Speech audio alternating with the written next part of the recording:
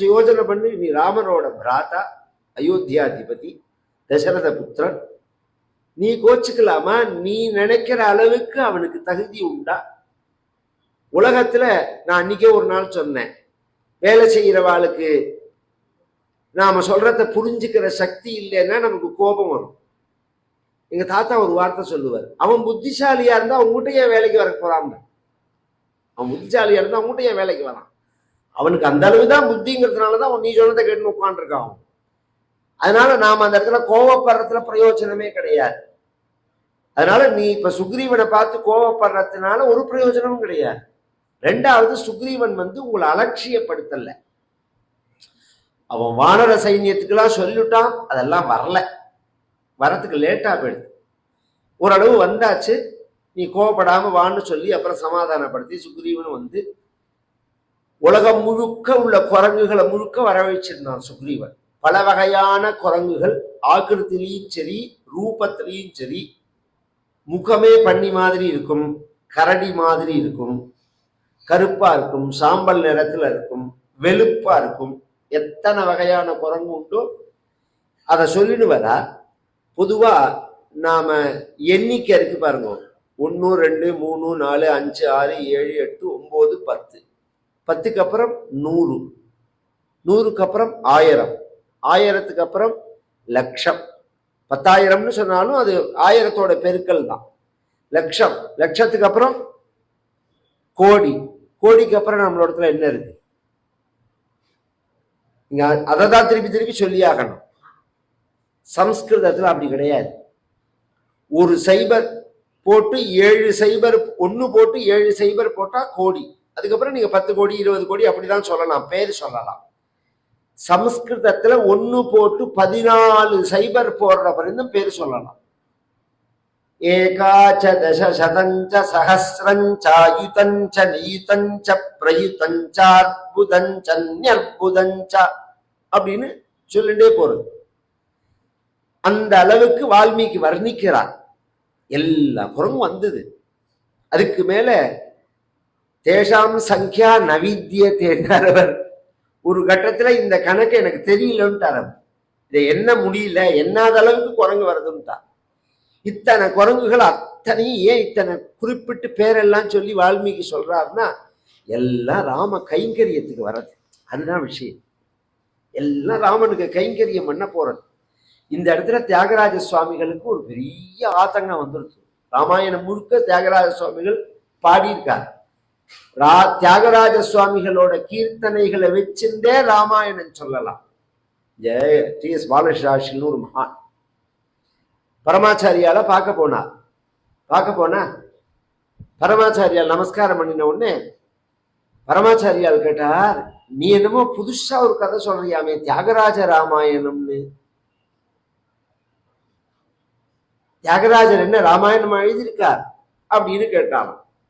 இல்ல, தியாகராஜரோட கீர்த்தனைகளை வச்சிருந்து நான் சொல்றேன், கீர்த்தனைகளை வச்சுன்னு சொல்றேன்னு உடனே ஆமாண்ணா, நான் உன்னை இதுக்காக தான் கேட்டேன், அந்த கீர்த்தனைகளை வச்சுட்டே ராமாயணம் முழுக்க சொல்ல முடியும்.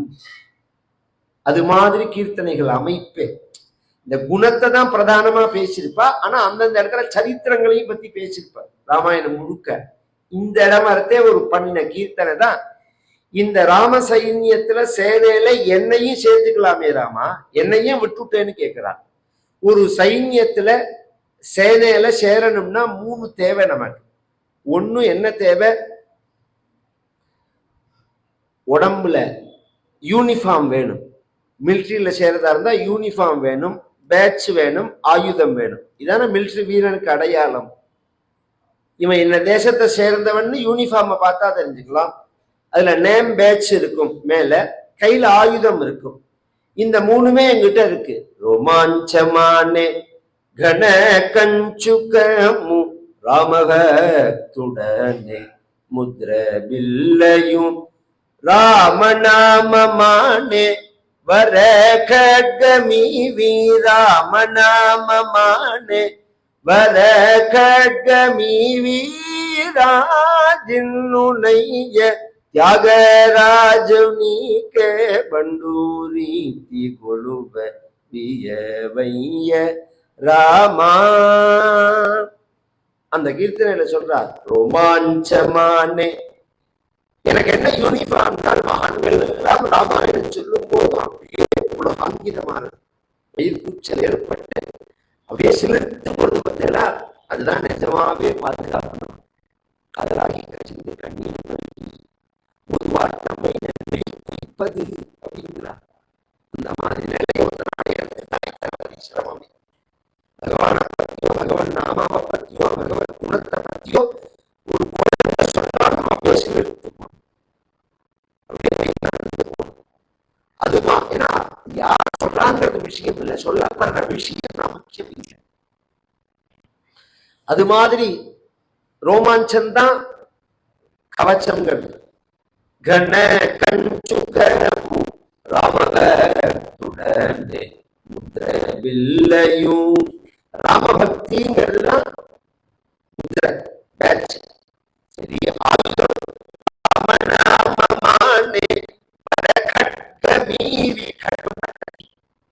ராமநாமம்ங்கிற கத்தி பாருங்க. சாதாரண கத்தியில கத்திரிக்காய் கொத்தரங்காய் தான் விட்டுரும். இந்த கத்தி இருக்கு ஜனன மரணம்ங்கிற கர்மாவுக்கு காரணமான வாசனையான வேற வெட்டும். திரும்பி பிறந்து வளர்ந்து பிறந்து சத்து பிறந்து செத்து புனரபி மரணம் புனரபி ஜனனம் புனரபி ஜனனி ஜடரே சயனம்னு இதுக்கு என்ன காரணம் அப்படின்னா வாசனை தான் காரணம். ஹிருதயத்துல வாசனை தான் ஜென்மாவை கொடுக்கறது.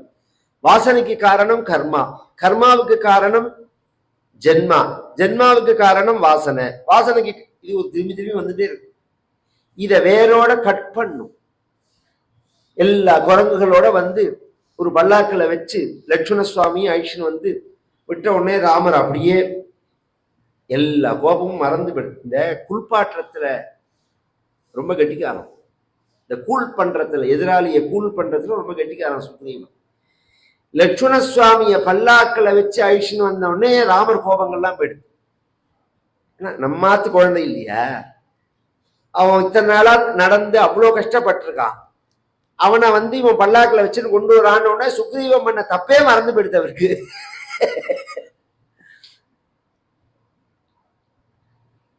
உடனே அவன் எல்லாத்தையும் சொல்லி குரங்குகள்லாம் அறிமுகப்படுத்தி ஒரு மேப் வச்சு குரங்குகள் 4ஆ பிரிச்சு 4 செக்ஷனா பிரிச்சு பகுதியா பிரிச்சு 4க்கும் ஹெட்டை நியமிச்சு 4 திசையில போகணுங்கிறத சொல்லிட்டு இந்த பூமியோட மேப்பை காமிக்கிறான். பூமி முழுக்க காமிக்கிறான். அதான் அது உள்ள சுவாரஸ்யம். இந்தந்த இடத்துல இன்னென்ன மலைகள் இருக்கு, இன்னென்ன நதிகள் இருக்கு, இதை தாண்டின உடனே இந்த நகரம் வரும். இன்னைக்கு என்னமோ நாம கண்டுபிடிச்சோம், அவங்க கண்டுபிடிச்சான், இவங்க கண்டுபிடிச்சான். அதுவும் அமெரிக்காவை வந்து யார் கண்டுபிடிச்சான்னா கொலம்பஸ். ஒரு காமெடியில கூட நான் கேட்டேன், கொலம்பஸ் கண்டுபிடிக்கிறதுக்கு முன்னாடி அதை யார் ஒழிச்சு வச்சிருந்தான்னு. அது மாதிரி பைத்தியக்காரத்தனமான பேச்சு. இவன் கண்டுபிடிக்கிறதுக்கு முன்னாடி இது கிடையாத.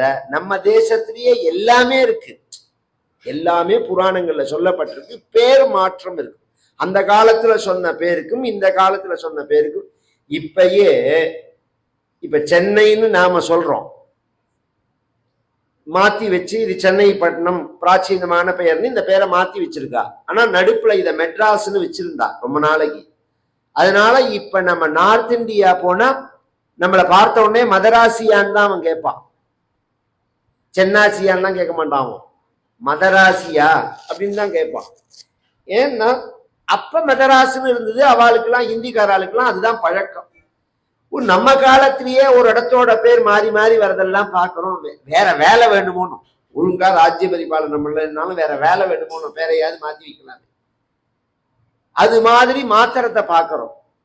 காலத்தினால மாறும், நதியோட போக்கு மாறும், தேசத்தோட பெயர்கள் மாறும், மக்களோட குடிபெயர்ப்பு மாறும். இது காலத்தினால ஏற்படக்கூடிய விஷயம். இதெல்லாம் சுக்ரீவன் சொல்றான்னு உடனே ராமர் கேட்கிறார். இது ஒரு ஆச்சரியம் என்னன்னா, இது அத்தனைக்கும் ஒரு ராஜா ராமர். அவருக்கே இங்க என்ன இருக்குன்னு தெரியாது. உனக்கு என்ன மாட்டா தெரியும்னு கேட்டார். அவன் சொன்னா, எங்க அண்ணாக்கு வாலிக்கு சண்டை வந்தா நான் ஓடுவேன், அவன் துரத்துவான். நான் ஓடாத இடம் கிடையாதுன்னு. இந்த பூமியில நான் ஓடாத இடம் கிடையாது. தென் திசையில போற வானரங்கள் அங்கதான் தடயங்கள் இருக்கிறதுனால அங்கதன், ஜாம்பவான், ஆஞ்சநேயர் இவர்களெல்லாம் அனுப்பிச்சு ஒரு ஒரு முத நாளைக்கு ஒரு பெரிய விருந்து மாதிரி எல்லாருக்கும் வச்சு மறுநாள் பூஜை எல்லாம் பண்ணிவிட்டு மறுநாள் கார்த்தால இதை வியாக்கியானத்திலையும் சொல்றா, மகான்களும் சொல்லுவா. நம்ம போகி பொங்கல் அப்படின்னு கொண்டாடுற பத்தியில போகி அன்னைக்குதான் இவெல்லாம் கிளம்பினது, இதெல்லாம் வச்சது. பொங்கல் வைக்கிறமே அன்னைக்குதான் பூஜை பண்ணினது. போகி அன்னைக்கு எல்லாருக்கும் விருந்து, பொங்கல் அன்னைக்கு எல்லாரும் சூரியனை பூஜை பண்ணிவிட்டு, ஏன்னா சுக்ரீவனுக்கும் சூரியன் தான் தெய்வம், ராமருக்கும் சூரியன் தான் வம்சத்துல தெய்வம், மறைமுகமா ஆஞ்சநேயருக்கும் சூரியன் தான் குரு. இந்த மூணும் சேர்றதுனால சூரியனை பூஜை பண்ணிட்டு இவர்கள்லாம் கிளம்புறதே ராமர் என்ன பண்றார், ஆஞ்சநேயரை கூப்பிட்டார். ஆஞ்சநேயன்னா கிட்டக்க நீ போற பாதையில சீதையை பார்க்க நேர்ந்தா இந்த மோதிரத்தை வச்சுக்கோ அப்படின்னா. இங்க வயசுனால மூத்தவர்னா ஜாம்பவான் தான் அனுபவத்துல, அவர் கையில கொடுக்கணும், அவர் தான் இந்த டீம்ல போறார். பதவியினால உயர்ந்தவன்னா அங்கதன் தான், அவனுக்கு யுவராஜ்ய பட்டாபிஷேகம் பண்ணிருக்கு. இந்த ரெண்டு பேரையும் விட்டுட்டு ஆஞ்சநேயர் கையில கொடுப்பானே பகவான் அப்படின்னா அதுக்கு பதில் ஆஞ்சநேயர் சொல்ல போறார், தேனதத்தம் மகாத்மனா, மகாத்மாவான ராமர் அன்னிக்கே தெரிஞ்சுட்டு என் கையில கொடுத்தார். என்ன தெரிஞ்சுன்னு கொடுத்தார், நான் தான் உங்களை பார்க்க போறேன்னு தெரிஞ்சுன்னு கொடுத்திருக்கார் ராமர். அப்படிதான் எல்லாருமே சொல்லுவா, கதை சொல்றவா. அப்படி எல்லா அர்த்தம். ஆஞ்சநேயர் சிஏ இருக்கு பத்தியில, மற்ற பரீட்சையினுடைய கொஸ்டினுக்கும் சிஏவோட கொஸ்டினுக்கும் வித்தியாசம் உண்டு. நேர் பதில மற்ற கொஸ்டின்லாம் கேட்கும், இது விபரீதமா கேட்கும். இந்த விபரீதமா யோஜனை பண்ற கெப்பாசிட்டி இருந்தாதான் சிஏவே பாஸ் பண்ணலாம். அது மாதிரி இந்த ஆஞ்சநேயரோட தாட்டே அது மாதிரி உள்ள விஷயம். அவர் என்ன சொல்றார், நான் தான் உங்களை பார்க்க போறேன்னு என் கையில மோதிரத்தை கொடுக்கல, நான் தான் உங்களை பார்க்கணும்னு ராமர் கொடுத்தார். அதுக்கு என்ன அர்த்தம்னா, என் சாமர்த்தியத்துல நான் வரல, இந்த மோதிரத்தை என் கையில கொடுக்காம ராமர் ஒரு குப்பை சுப்பம் குரங்கு கையில கொடுத்திருந்தாலும் அதுவும் வந்திருக்கும்னு அர்த்தம் உங்களை பாக்குறதுக்கு. அப்ப எங்க சொபலத்துல உன்னை பார்க்கலாமா, ராமரோட சங்கல்பம்னா இது எல்லாருமே தெரிஞ்சுக்கணும். பகவானோட சங்கல்பத்துலதான் நம்ம வாழ்க்கை.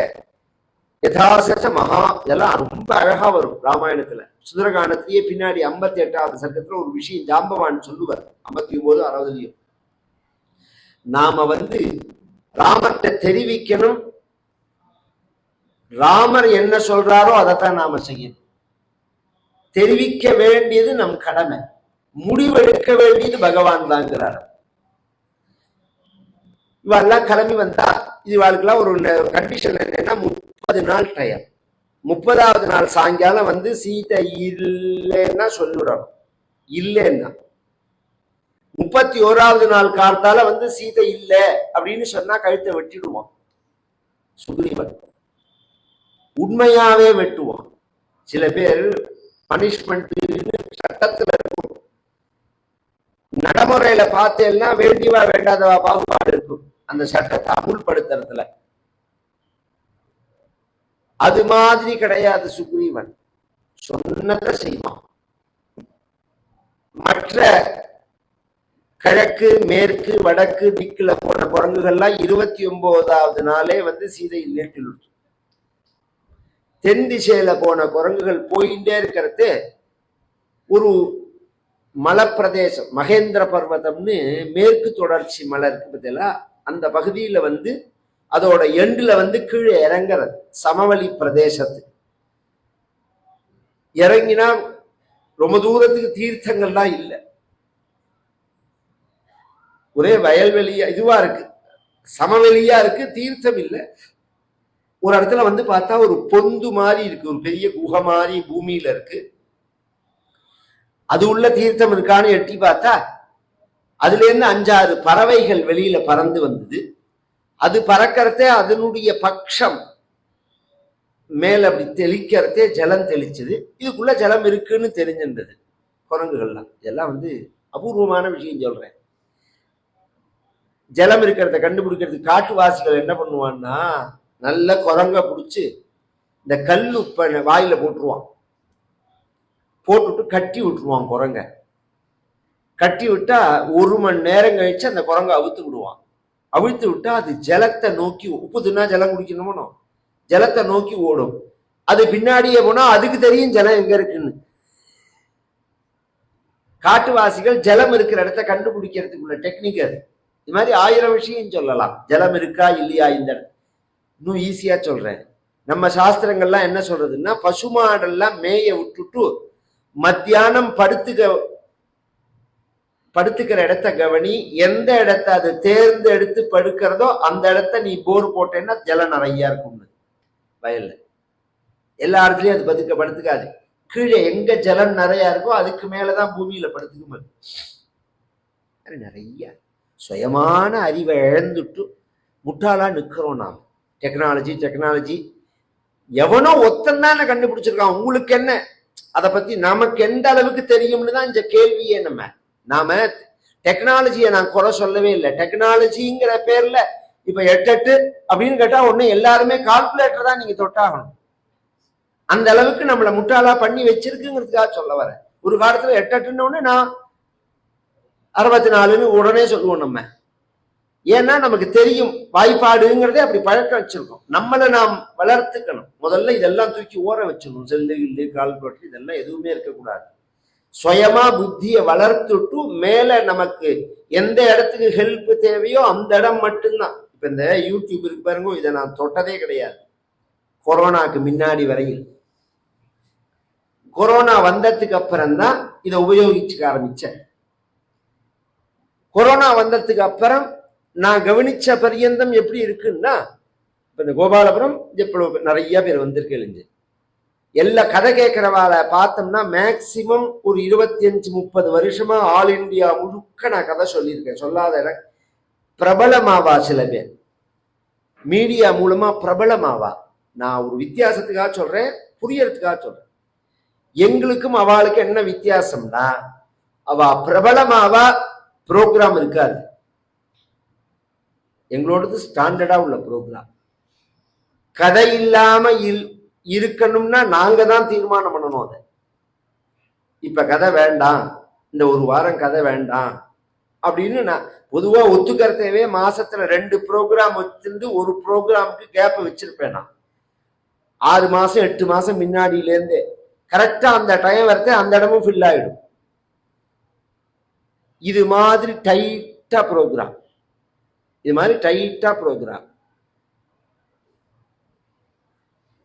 அந்த அளவுக்கு பகவானுடைய ஒரு கிருபை அது. ஆனா நான் கவனிச்சதுல என்னன்னா, வந்தவாளே தான் வந்துட்டு இருக்கா கதைக்கு. அதுவும் 50 வயசுக்கு மேல உள்ளவா தான் வரா. இதுல இன்னொரு பெரிய பிரச்சனை என்னன்னா, இப்ப கூட பேசுறதே என்ன பையன் சொன்னா, அதை ரொம்ப நாளா நான் யோசனை பண்ற விஷயம். இப்ப எங்களுக்கெல்லாம் பிரச்சனை இல்லை, பஜனை பண்றவாளுக்கும் பிரச்சனை இல்லைன்னா அது ஏதோ ரிதத்துல ஓடுறது, அது நாமாவலியா, அதுக்கு என்ன அர்த்தானுசந்தானமா அதெல்லாம் கிடையாது. 4 டோல்கி 2 மிருதங்கத்தை வச்சு அடிச்சா எல்லாருமே குதிக்கணும்னு தோணும். இந்த மாதிரி பிரவச்சனம் பண்றவாளுக்கு தான் பிரச்சனை. இனி அடுத்த ஜெனரேஷன் பிரவச்சனம் பண்ணினா ஜனங்கள் வர்றது கஷ்டம். நான் என்ன நினைச்சிருந்தேன், ஒரு காலத்துல இங்கிலீஷ்ல பேசாததுனால ஜனங்கள் வரலையோன்னு நினைச்சேன். அதெல்லாம் இல்லை. அதுல என்ன அடிப்படை ப்ராப்ளம்னா, இது மாதிரி ஒரு கதை கேட்கணுங்கிற சம்ஸ்காரத்தையே நாம குழந்தைகளுக்கு பழக்கல. அதுதான் ஒரு பிரச்சனையே. ஒரு கதை கேட்கணும், அதாவது பொண்ணு நின்றுட்டு இருக்கா, இப்படிதான் ஆக்ஷன் வரணும். அதுக்கு என்ன நான் சொல்றேன்னு புரியாது. ஆனா இத்தனை பேர் உட்கார்ந்துட்டு இருக்கா, இந்த மாமா ஏதோ சொல்றா அப்படிங்கிறது அதுக்கு புரியும். 8 வயசு 10 வயசு ஆன உடனே கொஞ்சம் கொஞ்சமா புரிய ஆரம்பிக்கும். அது இந்த சப்தம் காதுல விழுந்துட்டே இருக்கு. பத்தியெல்லாம் இப்படிதானே நம்ம தாத்தா பாட்டிலாம் நம்மள ஆக்ஷன் போனா.